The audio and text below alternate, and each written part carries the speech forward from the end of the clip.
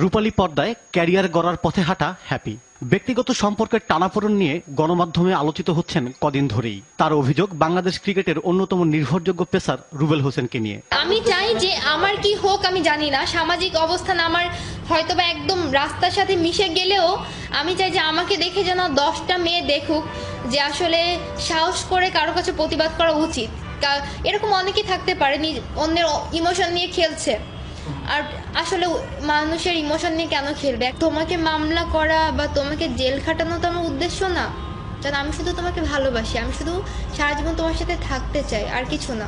রুবেলের প্রতি ভালোবাসা টান কোনো কিছুরই কমতে ছিল না দাবি হ্যাপির। বিনিময়ে রুবেলের কাছ থেকে নির্যাতন আর প্রতারণার শিকার হতে হয়েছে প্রতিনিয়ত।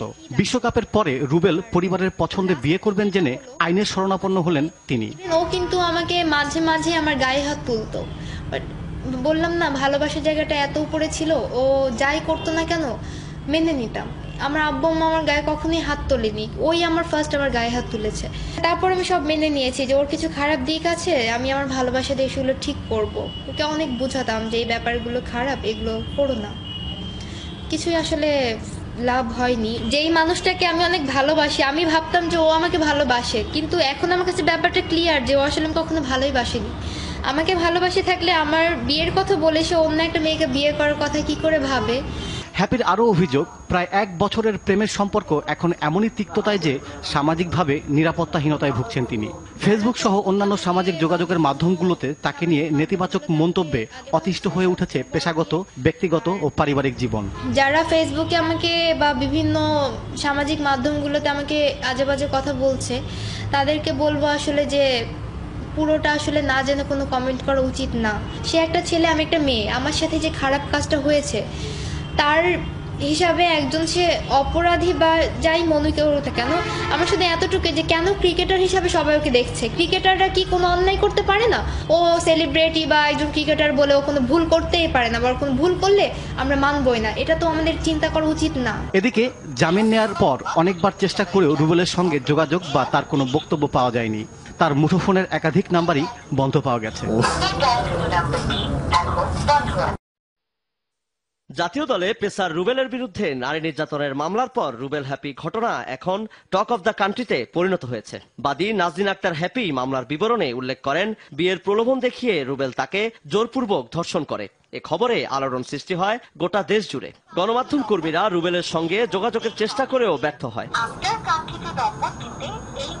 এদিকে মিরপুর থানায় মামলার অগ্রগতি জানতে আসেন হ্যাপি। পরে গণমাধ্যমের সামনে নিজের অভিযোগ তুলে ধরেন। বিয়ের কথা ছিল আমাদের, কথার উপর ডিপেন্ড করে একটা সময় মিডিয়া ছেড়ে দেওয়ার কথা বলেছিলাম, ছেড়ে দিয়েছিলাম। পরে তারপরেও যখন দেখলাম যে অন্য মেয়েদের সাথে রিলেশন আছে, ওটা যখন আমি দেখতে পারি তখন আসলে রিলেশনটার মধ্যে প্রবলেম হয়। আপোষের কথা তো বলা হয়েছিল, ও এসেছিল আপোষে, দেন হঠাৎ করে ও আমাকে হুমকি দিচ্ছে যে আমি ওর নামে মামলা করে কিছুই করতে পারবো না। শুধু বিয়েতে রাজি না হওয়ায় মামলা কতটা যৌক্তিক এবং মানসিক ও শারীরিক নির্যাতনের বিষয়ে গণমাধ্যম কর্মীদের কাছে এভাবেই নিজের অবস্থান তুলে ধরেন হ্যাপি। একজনের সাথে ভালো রিলেশন থাকলেই একজনের সাথে ভালো। আমি নির্যাতিত না হলে আমি কেন থানায় আসবো? না, আমি তো খারাপ কিছু চাই না। যদি ওর ভুল বুঝতে হবে। ও যদি ওর ভুল বুঝে বলে যে না, যেটা করেছে বিয়ের ব্যাপারে যদি ও এগোয়, ঠিক আছে, আমি এটাই চাই। আমি তো ওর কাছে আর কিছু চাই না।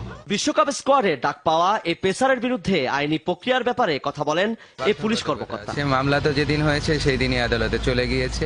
অভিযান ও তাকে গ্রেপ্তার অভিযানও আমরা পরিচালনা করিয়েছি, এবং যেটা হচ্ছে দ্রুত বিচার আইনের একটা টাইম ফ্রেম আছে, এর মধ্যে তদন্ত কমপ্লিট করে আদালতে চার্জশিট বা ফাইনাল রিপোর্ট যেটাই দিতে হয় এবং সেটাই দেওয়া হবে।